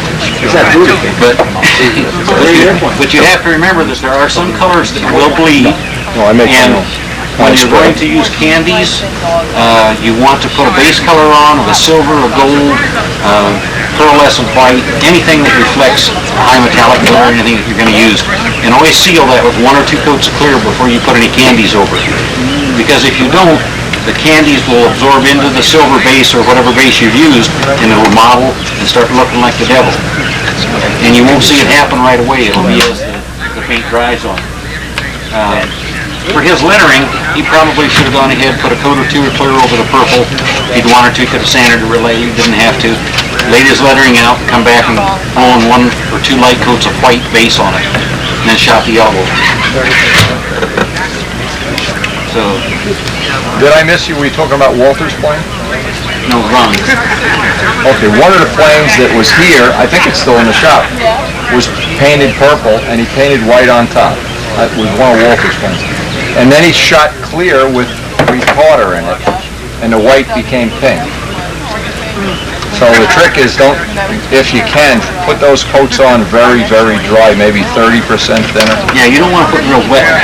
You don't want to wet it. It's the thinner that's the problem, not the clear. The thinner is the problem. It just kind of softens everything, and as everything softens, it goes right on down through everything and lacquers and your butyl great dopes like that. And that's what can pull scratches also. If you use retarder and it stays on there wetter, it'll go right down to everything, right down to your bolt fluid and pull scratches too late to rail. Now a lot of people have asked me about, how long it takes me to paint airplanes, and my Oriental, which is not a super fancy paint job, but it's two-tone, and I painted it easy afternoon while I was working out my garage. I painted it cream color, green color, probably an hour or 2 hours later. I shot the blue 15 minutes later in a masked airplane. An hour later I laid on red tape stripes and put the clear on. Got solvent in there because there's a coat of clear. When I don't know how many people knew my Ringmaster Imperial that I had. I saw it. That was all painted in one day. Every color, pearls and straight colors, black, red, yellow, blues, 2 different shades of blue, and the clear and everything was all put on in one day. And then I put on the gold leaf lettering, and then I finished my clearing. But the whole airplane was painted less gold leaf lettering in one day. About a 12-hour day. So that to me is rushing, but it got done and the plane looked great. And you can take a lot more time to do them, and it is better because you'll have less chance of pulling paint. Fortunately, I didn't know any trouble, but I try to be very careful masking and unmasking. One thing is, if the paint's too wet and you mask on it, your tape can actually cut a line in it, so when you peel it up, it'll pull it right along that tape line. And you have to be very careful with that. Some people like to use drafting tape because it's not quite as strong adhesive. And I've never used that, so I can't tell you the experience with it. So those are anything else? Because I'm sure there's other questions that people have. I want to tell you, first start here. When we first got all this paint in, we got like 30, 55 gallon drums. We're trying to bottle it up and stuff as quick as we can. This is a can that's been injected before cover. So our first whole load went through, You might got silver, you got a lot of pigments in it, you might have silvers all clear. I'll have you to call me up. And from now on, what we do, what we have for last year, is we mix it for 24 hours. We get drum in, it's mixed for 24 hours, then we bottle the next day. So that's why some people say, well, like Roy said his orange is no good, and some people say the orange is perfect. Roy might have got the one off the top, and the other guy getting the bottom has all pigments. There's a difference, right? So that's all been corrected, but I still have a lot of that still on the market. Oh, I put it in on an outside. I'll bet a cap square. I still have. But It was me. I just put nose weight in it. So all I do is somebody complains, I didn't do it. That's all I do. It don't happen with your yellow too? It would do with everything. Now, if I got some yellow, that's what I call it. And it looks almost like pieces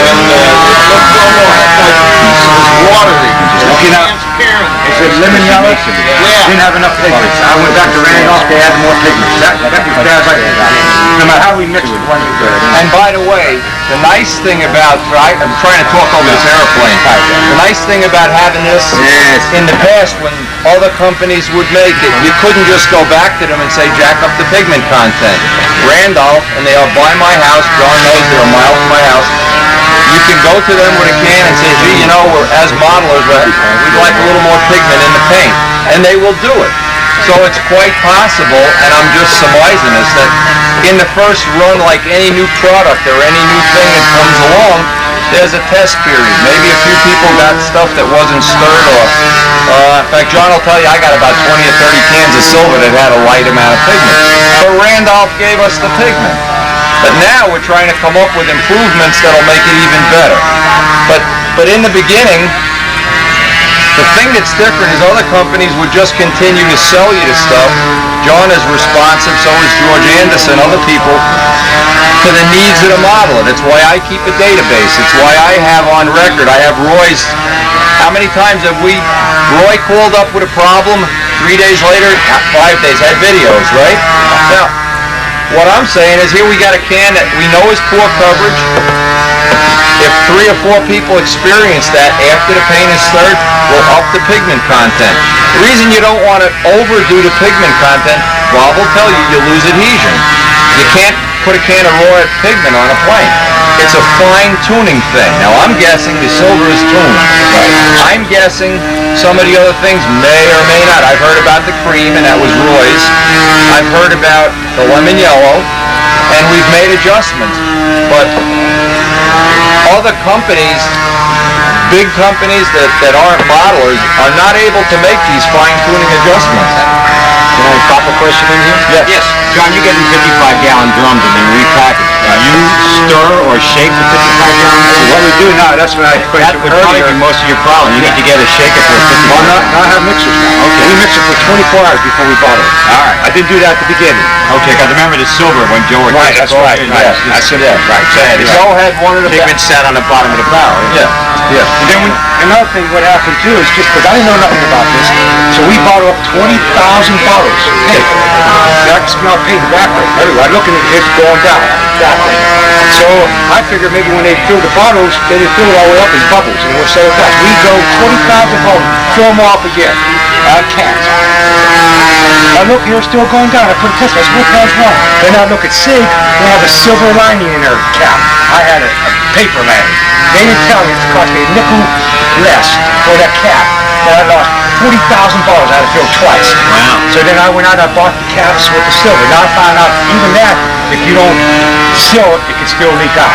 So now what we're doing now is all new is we're filling it and turning it upside down. Then it's sealed. So you might have some 4-ounce bottles you see it disappearing, it's because the cap's not right.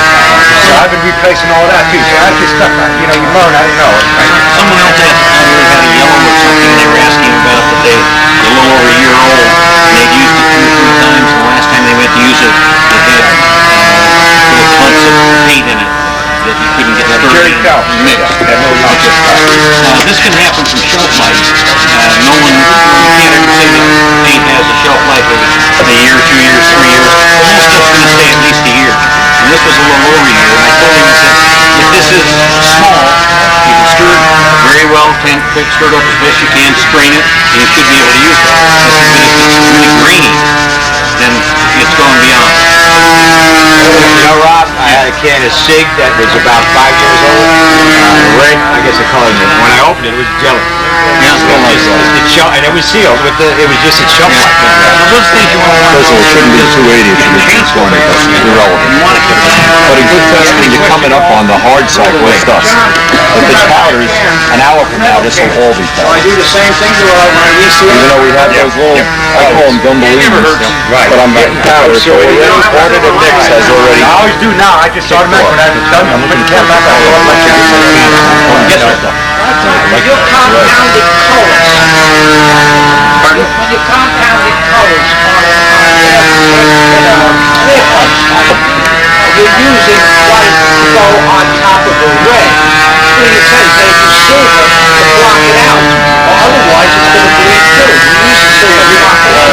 You're going to need something clear or something underneath the block. When you say that use silver to paint the airplane first, you're blocking out all the different colors, the blues, the greens that you use that were in your fillers, guys dyed copper powder or some kind of filler that they put it on the block saver so they can see better. Like you said, put it on so that the white will be one color all over the airplane. Well, a lot of guys use dove gray.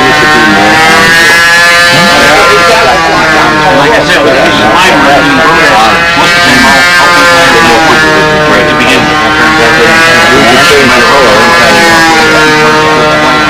That really has a brown. Seems to add more life to the colors too.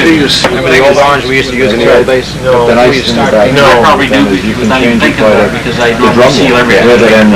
Crisscrossing candy colors, you'll come up if you have candy red, you're using candy blue, it's two across. Boof. It's going to be a purplish maroon. Right away. Yeah. But you can block that out by putting a little bit of silver, silver on, it'll stay one color. If you plain white and you cut clear over it. Okay, now, I'm going to assume that the white is not going to bleed through. Nope. So any color I put on there, I can assume it'll stay that color. Wendy? Yeah, good. Do you still make your substrate the way you taught it when we were using SIG? Clear dope, tissue, silver? Yes and no, because the thing that's different that I found is a time saver, because this material dries quicker. In fact, we're ready, if it was sunny out, we'd be buffing this in 27 more minutes. Not going to dry that quickly out. The substrate that I use has always been a couple of coats of clear on the wood, a little bit of sanding, and the first coat we put on is already dry here. Just didn't do this for me. Okay, now he's just saying it didn't do it for him, so we're narrowing down, we're not solving a problem, but we're narrowing it down to less possibilities. Either the humidity here is less, or that just whatever the situation is. A lot of times, if I can see something in real life, It's a lot easier to solve the problem. it's not always possible, but it's easier. You can see. Mine would not powder up like this in 24 hours. Okay, you're on 28 minutes now. I'll take some of this here. I'll have what she's having. I have a plane I'm building right now. I've been building for a couple of years, and I've got it just about ready for paint. And before I put my primer on, I literally brushed 5 coats of clear on it in one night down the basement.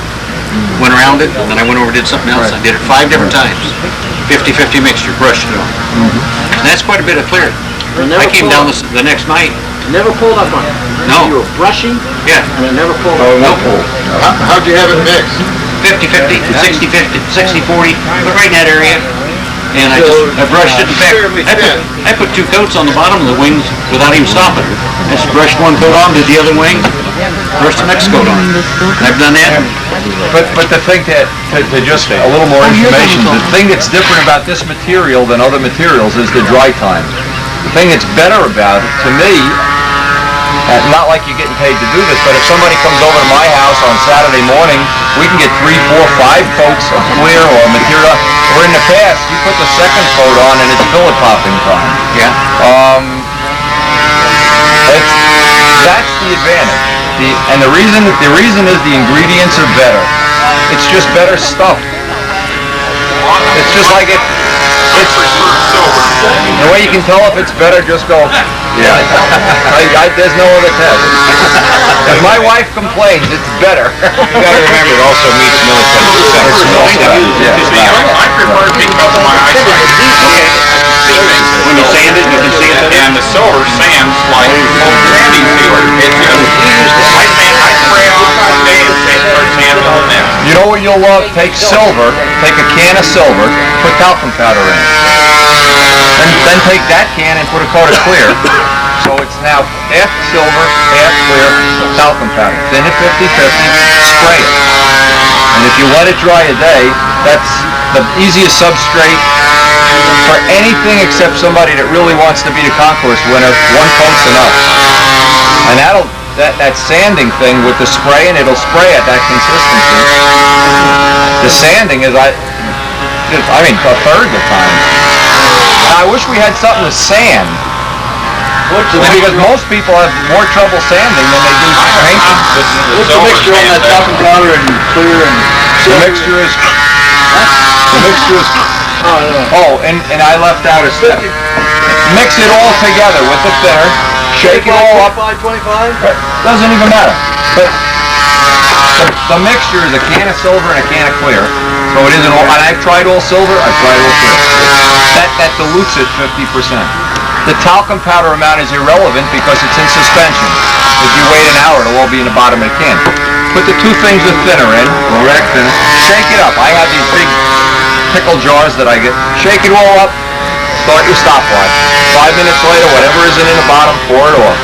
Most of it will be in the bottom depending on how much you put in. And spray it. And that amount, if you keep shaking a gun, it'll stay consistent for the whole spray thing. Whatever settles in 5 minutes, just pour the rest off. Yeah, and that's, you can use it over again, you can throw it away, you can... What kind of talcum powder are you using? So you're establishing a ratio in suspension. And I found like 4 minutes it's a little thick. And about at 7 or 8 minutes it's almost all gone. 5 minutes on a stopwatch. And then what's in there, you got to keep shaking it. A good idea is a ball bearing or a little nut in the bottom of the spray gun. I know the body shops make things for that. Does the group to do that metallic paint? Metallic paint, silver, sure. You know, use a couple ball bearings, a couple old marbles. Keeps it agitated well. You get a good even coverage that way. How about temperatures? Do you heat it up? I don't. The old days I used to enamel. Something on fillets. About